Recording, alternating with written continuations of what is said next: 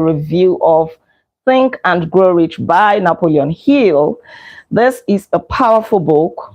If you want to change your financial status, if you want to be great in life, you want to do extraordinary things. This book is currently teaching us that it is indeed possible to think and grow rich. We have reviewed the lives of men and women who were very, very great in their own times. And we're going to continue in this particular video with the review of chapter 3, which is titled Faith, Visualizing and Believing in the Attainment of Desire. In the previous video, we talked about faith and how you can actually create faith by speaking to your mind, speaking what you want to see to your subconscious mind, repeatedly saying something over and over. That is how faith is created.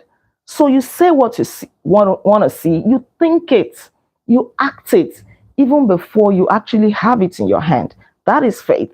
So let's continue. And in this video, we're actually going to conclude chapter 3. And here we're going to start with the story of Abraham Lincoln, who was a failure at everything he tried until he was well past the age of 40. If you have read or heard about Abraham Lincoln, he was at one time the president of the United States of America. And one of the special things that he did was to sign into law the abolition of slavery at that time. But then here we are told that he was a failure at everything he tried until he was well past the age of 40. So how old are you? Are you already thinking that it's too late, you cannot attain greatness anymore? Please, you really need to take hold of that thought and throw it in the bin, because it is never too late. The day you wake up is the day you wake up. That day, you still have a lot of, opportunities to achieve greatness. Abraham Lincoln was a Mr. Nobody from nowhere until a great experience came into his life, aroused his sleeping genius within his heart and brain, and gave the world one of its really great men. That experience was mixed with the emotions of sorrow and love. It came to him through Anne Rutledge, the only woman he ever truly loved. Let me read the following sentences. It says, "It is a known fact that the emotions of love is closely akin to the state of mind known as faith. Love comes very near to translating one's thought impulses into their spiritual equivalent. During his research, the author, Napoleon Hill, discovered from the analysis of the work and achievements of hundreds of men of outstanding accomplishment that there was the influence of a woman's love behind nearly every one of them." You know that statement that behind every successful man, there is a woman. It is true. So in case you have a woman in your life, please treat that woman with so much love, care, gentility, pampering, and everything that you can think of. Truly, the emotion of love is very instrumental in becoming great in life. And this is me saying to parents, show your children so much love and care, because from there, they're going to develop a very high self-esteem, which is one of the ingredients needed for greatness in life. Trust me, those who have low self-esteem, those who are timid, who are unsure of themselves, who constantly doubt their own abilities, they hardly go over in life to do great things. So show your children so much love and care, your spouses, the people around you, your loved ones, and anybody that you can. All right, so the next person we're going to look at is Mahatma Gandhi of India. Mahatma Gandhi did not have money. He did not have the finest clothes.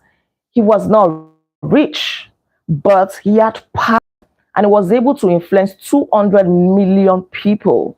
That is how powerful our thoughts can be. He knew and he thought that he could do it, and he did it through the principle of faith and through his ability to transplant that faith into the minds of 200 million people. He used the influence of faith. We have the ability to influence other people if we first of all have faith in ourselves, People that we call influencers today, powerful people here and there, it is because they believed that it could actually sell their messages, their thoughts to other people, whether good or bad, and some people will buy into it. In the mid 20th century, this is the next man we're going to look at, Martin Luther King. In the mid 20th century, through his deep faith in his belief in human rights and dignity for all people, led men and women of all races, religions, and beliefs to join in the struggle for civil rights. He had a dream, and that dream came through a thought. He pursued it. He dreamt, he had a dream that people will not be judged by the color of their skins, but the content of their character. But even though that was not fully realized, his work and his death have led to significant improvements in civil rights and an impetus to keep fighting for their achievements. All right. Because of the need for faith and cooperation in business and industry, it will be both interesting and profitable to analyze a particular event. This event is actually very interesting. And at this point, I want you to please pay attention and listen to me carefully, because it may not be a very relatable story, but then it is a powerful story if you understand it, if you grasp the principles applied in this particular event that is about to be narrated, that was carried out by one man, just like Abraham Lincoln, who was not known at his time. Let's read on. This event provides an excellent understanding of the method by which industrialists and leaders of business accumulate great fortunes by giving before they try to get. Let me pause here. They give before they try to get. This is not the mentality of the poor. The poor always think that they need to receive first. They need to get, and out of what they get, they will now give. That is a wrong mentality. You give to get. That is the mentality of those who are rich, those who are successful. Yes, go and check it out. Many of them have NGOs. Many of them are philanthropists. What makes you think that, how do you think, or how do I even construct this sentence? You say, think about it, that NGOs are prosperous because they set up the NGO that, hey, we are here to give to the society. We are here to be of great blessing or blessings to humanity. And then people start bringing things to them. Oh, I have this clothes. I just cleared my wardrobe. I have things that I'm not using again. Oh, some philanthropists will come, take. This is money. Use it to run your NGO. And from this money, they'll run their NGOs. They'll put money in their pockets. Let's not delve into that. All right. The event chosen for this illustration dates back to 1900. How many years ago is that? 124 years ago. When the United States Steel Corporation was being formed. As you read the story, keep in mind these fundamental facts, and you will understand how ideas have been converted into huge fortunes. How ideas have been converted. Those ideas that you keep having, that's coming through here and go out through there, you don't take note of them, you pay no further attention to them. Did you know that it can be turned into great fortunes? First, the huge United States Steel Corporation was born in the mind of the man called Charles M. Schwab in the form of an idea he created through his imagination. He was just sitting, I can imagine, just like this. And he thought, I can do this. And then he mixed this idea with faith. And then he formulated a plan for the transformation of this idea into physical and financial reality. And then he put his plan into action with his famous speech at the University Club. And then he applied and followed through on his plan with persistence and backed it with firm decision until it had been fully carried out. He pursued it. Even when there seemed to be challenges, he pursued it with persistence. And so he prepared the way for success by a burning desire for success. If you have often wondered how great fortunes are accumulated, this story of the creation of the United States Steel Corporation will be enlightening. If you have any doubts that people can think and grow rich, this story should dispel that doubt, because in it, you can plainly see the application of a major portion of the 13 principles described in this book. So I'm going to do my best to summarize the story so that I don't bore you. The story is titled A Pretty After Dinner Speech for $1 billion. So it happened that on December 12, 1900, two men named J. Edward Simons and Charles Stewart Smith organized a dinner in honor of a man that I've mentioned before, Charles M. Schwab. Why? Because they were so happy that Charles M. Schwab treated them with generous hospitality when they visited Pittsburgh in the United States of America. Right? He treated them so well, he was so kind to them. And so before they departed Pittsburgh, they decided to host him and about 80 other people to a sumptuous dinner on the 12th of December 1900. And the event held at University Club on Fifth Avenue, right? So some of the people that were invited were great billionaires in America at that time. To those people, it was just a dinner. But to Charles M. Schwab, he had a plan to execute the idea that he had. And this idea was to merge all the steel companies in America under one. Just like, let me use this Nigerian example. If you're in Nigeria, you remember when banks merger took place, right? Some banks came together just to avoid some conflicting interests or duplication or things like that, for whatever reasons. I'm not a financial analyst, right? Like that. So that's based on my understanding. So he wanted a merger. He thought about it that, oh, in the general steel companies in America, there were duplications, there was rivalry, there was no unification in prices and things like that. So he had this dream that, oh, if all of them could come together and become one big force, they will make a lot of profits. At this time, Charles M. Schwab was working for the biggest giant in the steel industry, Andrew Carnegie. Andrew Carnegie was the man who gave Napoleon Hill the idea for this book when Napoleon Hill was still a little boy, a very young boy, right? It was Andrew Carnegie that told him about the principles of success and all the other things that we are reading about in this book, to which Napoleon Hill added his own. So Andrew Carnegie was a giant in the steel industry at that time, and he was like the biggest of them all. So in this dinner now, they gave Charles M. Schwab an opportunity to speak.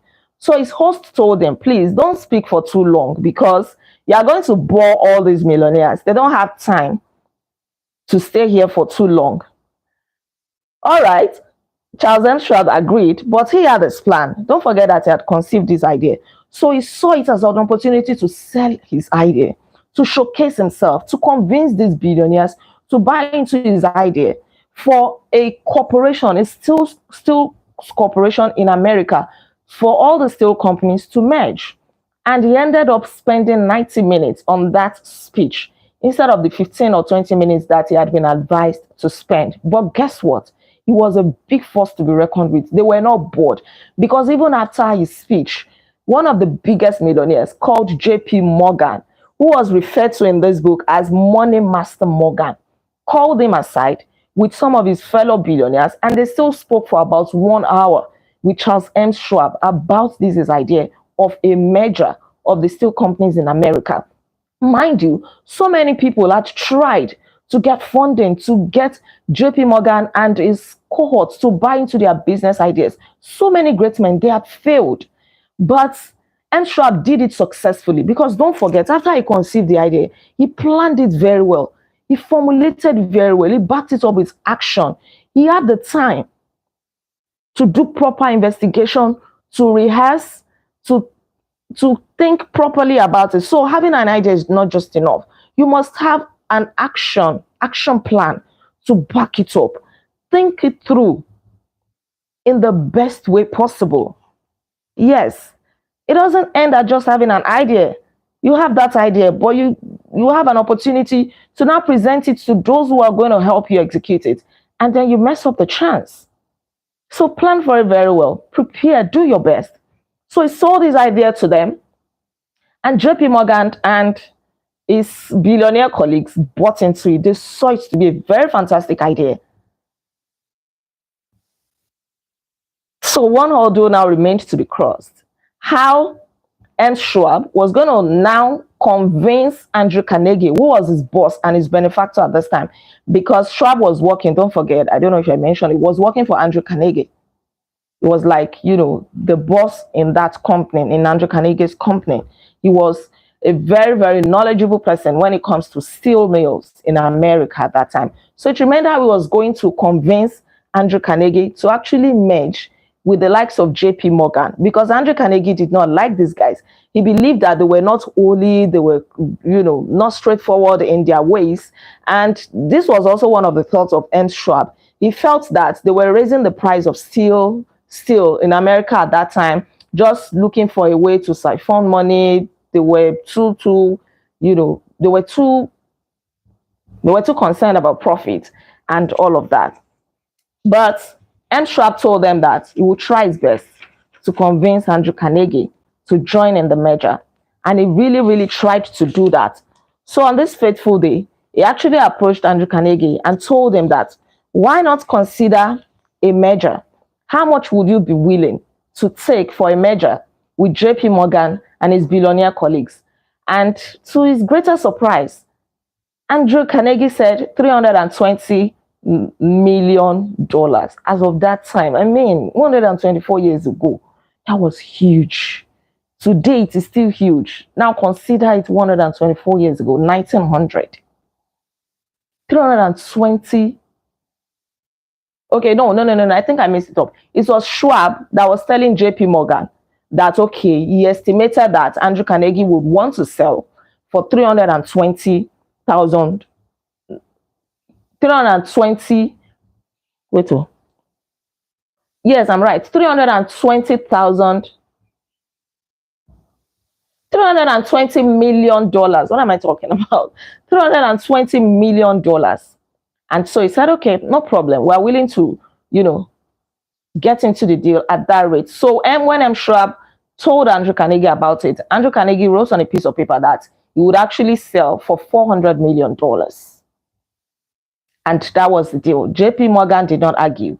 And later off, after the deal was closed, Andrew Carnegie said if he had known, he would have even asked for $100 million more. And JP Morgan said he would have gladly even paid. So you see why you should not play small. If you have an amount in mind for a particular deal, just go ahead and say it. Somebody might just say yes. Aim big, dream big, talk big. There is no crime in that at all. And that was it. And this was how Charles Ernst Schwab, was able to secure a retirement fund of $400 million for his boss, Andrew Carnegie. And as I speak to you, the United States Steel Corporation is the biggest in America today. As of the time of writing this book, it had raked in $600 million in profit. Can you beat that? So dream big, aim big. You have an idea, think of plans, ways to execute it. Doubtless, some will say you cannot convert nothing into something. The answer is in the story of United States Steel. That giant organization was created in the mind of one man. The plan by which the organization was provided with the steel mills that gave it financial stability was created in the mind of the same man. His faith, his desire, his imagination, his persistence were the real ingredients that went into the United States Steel. The corporation increased in value by an estimated $600 million by the mere transaction that consolidated them under one management. So now there were no conflicting interests, no rivalry. They came together as one, raking in millions of dollars, hundreds of millions of dollars at that time. Now we're going to talk about the story of one man, and then we'll end chapter 3. His name was Sir John Templeton, and he's a man with great faith in his talent to make sound and profitable investments. He was the originator of what we know today to be mutual funds. Mutual funds. He had sound knowledge of investments. Templeton was better than most people at investing money because people often made investments based on emotions and ignorance and not common sense. He felt that by using a skill in investing, he could not only provide a needed service to the small investor, but make a good deal of money for himself as well. So he'd collect money from people, you know, put the money into good use by investing, and then those people would have interest on their money. And they did that so successfully. The Templeton funds now have more than 6,000 employees worldwide and $36 billion in assets. Driving that growth is the Templeton Group's well-earned reputation as the premier fund group for investing.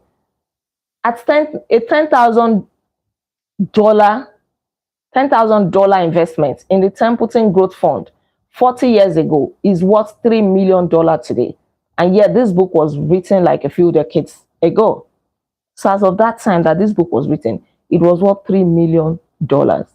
By the time he retired and sold his Templeton Group Fund interest in 1992, estimated at $400 million, John Templeton estimated that he had helped 1 million people make money in addition to his own success. Interesting. Dare to dream. Have a dream. Have faith in yourself. Self-confidence. Believe that you can do it, and you will. I don't want to sit here just telling you the stories, just reading to you. I'm happy to tell you that something great, the passion for great accomplishments, has been ignited in me. What about you? Please, don't let us read and review Think and Grow Rich in vain. Put everything that you're hearing into action. Start working on them. Believe in yourself. Have faith that it is possible. Just by thinking, just by that idea that you think is not significant. Pursue it. Be persistent. Don't give up. Life does not reward cowards, weaklings. Life rewards the bold. Life rewards those who are persistent, who are resilient. Thank you so much for tuning in. Thank you for watching. God bless you. Please don't forget to like this video. Kindly drop your comments in the comment section below. Feel free to subscribe to my channel. In fact, not feel free. Kindly subscribe to my channel in case you are yet to subscribe. I remain Olaide Agbaje, also known as First Lady, and on this channel, I inspire you to live intentionally. I'll come your way again, God willing. Until then, be intentional. Bye.